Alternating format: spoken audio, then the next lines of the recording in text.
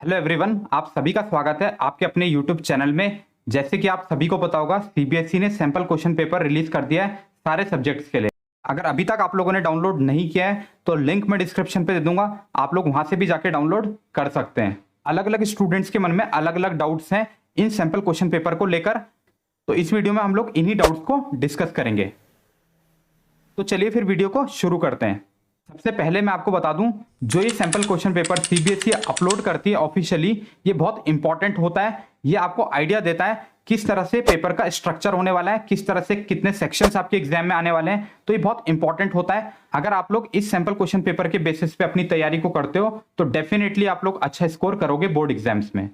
जो पहला डाउट आ रहा है स्टूडेंट्स के मन में, वो आ रहा है मैक्सिमम मार्क्स को लेकर। ये डाउट इसलिए भी आ रहा है स्टूडेंट्स के मन में, जब सीबीएसई ने साइंस का सैंपल पेपर रिलीज किया था तो उसमें मैक्सिमम मार्क्स 80 की जगह 70 मार्क्स दे दिया था, जो कि एक एरर था। उसको अगले दिन सीबीएसई ने रेक्टिफाई किया, सही किया और अगले दिन नया सैंपल पेपर रिलीज कर दिया वेबसाइट पे।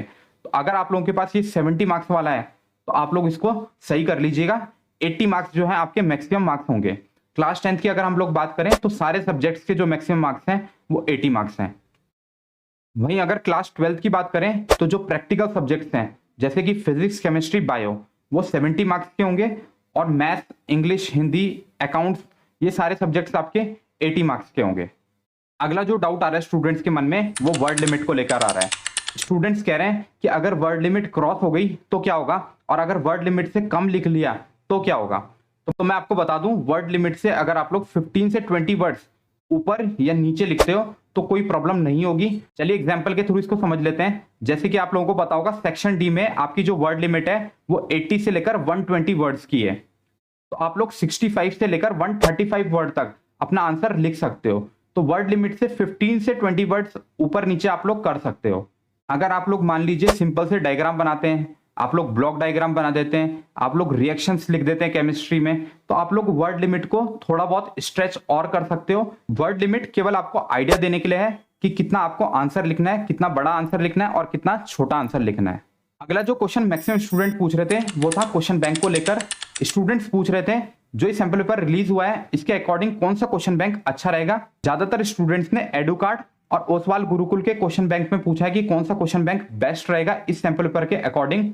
तो मैं आपको बता दूं, दोनों ही क्वेश्चन बैंक अच्छे क्वेश्चन बैंक है। जो भी क्वेश्चन बैंक आपको अच्छा लग रहा है, जिसके साथ आप लोग कंफर्टेबल हैं, आप लोग वो परचेस कर लीजिए। दोनों ही क्वेश्चन बैंक में लेटेस्ट पैटर्न के क्वेश्चंस हैं। एक बात मैं आपको कहना चाहूंगा, सबसे पहले आप लोग एनसीईआरटी को अच्छे से पढ़िए, एनसीईआरटी पे फोकस कीजिए। जो मैक्सिमम क्वेश्चन देखने को मिल रहे हैं इस क्वेश्चन पेपर में, वो मैक्सिमम क्वेश्चन है आपके एनसीईआरटी से। उसके बाद अगर आप लोगों को प्रैक्टिस करनी है, नए क्वेश्चंस की प्रैक्टिस करनी है, तो आप लोग इन क्वेश्चन बैंक को परचेस कर सकते हो। अगर आप लोग बुक को परचेस करना चाहते हो, लिंक मैं डिस्क्रिप्शन पे दे रहा हूं, आप लोग वहां से जाके भी परचेस कर सकते हो। अगला जो डाउट स्टूडेंट्स के मन में आ रहा है वो इंटरनल चॉइस को लेकर आ रहा है। इसको थोड़ा ठीक से देखिएगा क्योंकि ये बहुत इंपॉर्टेंट है। ये डाउट मैक्सिमम स्टूडेंट्स के मन में शायद इसलिए भी बन रहा है क्योंकि जो सीबीएसई का एक क्वेश्चन पेपर है इसमें भी कुछ मिस्टेक हो रखी है इंटरनल चॉइस में। तो आप लोग इसको थोड़ा ध्यान से देखिएगा। अगर आप लोग इसको नहीं समझते हैं तो शायद आप लोगों के बोर्ड एग्जाम्स में कुछ मार्क्स कम हो सकते हैं। तो इंपॉर्टेंट है, तो प्लीज इसको थोड़ा ध्यान से देखिएगा। चलिए क्लास 10 साइंस के क्वेश्चन पेपर से इस चीज को समझ लेते हैं। आप लोग देख रहे होंगे सेक्शन डी है, क्वेश्चन नंबर 34 है। इसमें आपको 3 ऑप्शन दिए गए हैं, ए, बी, सी। नीचे आपको जो चॉइस में क्वेश्चन दिए गए हैं उसमें केवल 2 ही क्वेश्चन है। तो ये तो सिंपल है, या तो आप लोग ऊपर के 3 क्वेश्चंस ए, बी, सी कर लीजिए, या फिर नीचे वाला पार्ट जो आपको ऑप्शन में दे रखा है उसमें केवल आपको ए और बी 2 क्वेश्चंस करने हैं। अगले क्वेश्चन में भी आप देख रहे होंगे 35 क्वेश्चन में इसमें 2 क्वेश्चन दिए गए हैं ऊपर की साइड, और चॉइस में भी आपको ए और बी 2 क्वेश्चन दिए गए हैं। तो इनमें आप लोगों को जो करना है वो आप लोग कर सकते हो। 38 क्वेश्चन में आपको 3 पार्ट दिए गए हैं, ए, बी, सी। जो डी लिखा हुआ है गलती से सीबीएसई ने लिख दिया है, ये एक एरर है। डी की जगह यहाँ पे सी होना चाहिए था। इसके बाद आप लोग समझ सकते हैं कि सी पार्ट में आपको चॉइस दी गई है, या तो आप लोग ऊपर वाला क्वेश्चन अटेम्प्ट करिए या नीचे वाला, बट आपको ए और बी पार्ट अटेम्प्ट करने कंपलसरी है। अगला जो क्वेश्चन स्टूडेंट्स ने पूछा है वो पूछा है कि इसका सॉल्यूशन कहां से मिलेगा। जो एक क्वेश्चन पेपर सीबीएसई ने अपलोड किया है इसका सॉल्यूशन कहां से मिलेगा। तो मैं आपको बता दूं, जहां पे सीबीएसई ने सैंपल क्वेश्चन पेपर अपलोड किया था जस्ट उसके बगल में मार्किंग स्कीम भी दी गई है, तो उसी में आपको सॉल्यूशन भी दिए गए हैं। तो अगर अभी तक आप लोगों ने डाउनलोड नहीं किया है तो लिंक मैं डिस्क्रिप्शन पे दे दूंगा, आप लोग वहां से जाके भी डाउनलोड कर सकते हो। सारे इंपॉर्टेंट लिंक्स मैं डिस्क्रिप्शन पे दे दूंगा। आप लोग वीडियो खत्म होने के बाद एक बार डिस्क्रिप्शन को चेकआउट जरूर कर लीजिएगा। चलिए नेक्स्ट क्वेश्चन देखते हैं। ये क्वेश्चंस भी काफी स्टूडेंट्स ने पूछा है कि सबसे पहले कौन सा सेक्शन अटेम्प्ट करना चाहिए। मेरे अकॉर्डिंग जो सेक्शन आपको ज्यादा अच्छे से आता है और जिसमें आपको टाइम कम लगेगा, आप उस सेक्शन को पहले अटेम्प्ट करो। इससे क्या फायदा होगा, जो सेक्शंस आप बाद में अटेम्प्ट करोगे उसमें आपको ज्यादा टाइम मिल जाएगा क्वेश्चंस को सॉल्व करने के लिए, तो आप लोग पैनिक नहीं होंगे एग्जाम में। जो आपके स्टार्टिंग के क्वेश्चंस होते हैं उन्हीं से टीचर आपको जज करते हैं कि किस तरह का स्टूडेंट है, और स्टार्टिंग के क्वेश्चन ही ज्यादा फोकस्ड होकर टीचर चेक करते हैं और ध्यान से चेक करते हैं। तो आप लोग स्टार्टिंग के क्वेश्चंस को अच्छे से अटेम्प्ट करें।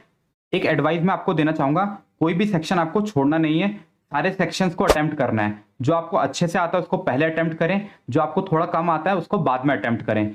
अगर किसी सेक्शन में आपको कुछ नहीं आता तो आप लोग उससे रिलेटेड लिख के आइए, पर आपको क्वेश्चंस को ब्लैंक नहीं छोड़ना है, क्योंकि बोर्ड एग्जाम्स में आपको स्टेप मार्किंग के भी मार्क्स दिए जाते हैं। अगला जो क्वेश्चन काफी स्टूडेंट्स ने पूछा है कि सैंपल पेपर का लेवल कैसा है, तो मैं आपको बता दूं, जो सीबीएसई ने क्वेश्चन पेपर अपलोड किया है सारे सब्जेक्ट्स के लिए, इसमें क्या है, हर स्टूडेंट्स के व्यू अलग अलग हो सकते हैं। कुछ स्टूडेंट्स कह सकते हैं कि साइंस का पेपर इजी है, कुछ स्टूडेंट कह सकते हैं कि मैथ्स का पेपर इजी है। ये सब कुछ डिपेंड करता है कि आपका कौन सा सब्जेक्ट स्ट्रांग है, कौन सा सब्जेक्ट वीक है, किस सब्जेक्ट में आप ज्यादा पढ़ते हैं, किस सब्जेक्ट में आप लोग कम फोकस करते हैं। बट अगर हम लोग बात करें एक एवरेज स्टूडेंट के पॉइंट ऑफ व्यू से, तो मैथ्स का पेपर थोड़ा सा मुझे टफ लगा, साइंस का पेपर एवरेज लगा, मीडियम लगा, और एसएसटी का पेपर इजी लगा। हिंदी और इंग्लिश लैंग्वेज सब्जेक्ट है, हो सकता है किसी लैंग्वेज में आपकी ज्यादा कमांड हो और किसी लैंग्वेज में आपकी कम कमांड हो, बट फिर भी अगर हम लोग बात करें तो हिंदी और इंग्लिश का पेपर भी एवरेज है, मीडियम कैटेगरी का है एक एवरेज स्टूडेंट के पॉइंट ऑफ व्यू से। चलिए वीडियो को यहीं पे क्लोज करते हैं। वीडियो पसंद आया हो तो वीडियो को लाइक करें, चैनल को सब्सक्राइब करें। अगर कोई भी डाउट आपके बन रहे हैं तो आप लोग कमेंट कर सकते हैं, मैं कोशिश करूंगा कि उसके ऊपर एक वीडियो लेके आऊं। तो चलिए फिर मिलते हैं नेक्स्ट वीडियो में, तब तक के लिए गुड बाय।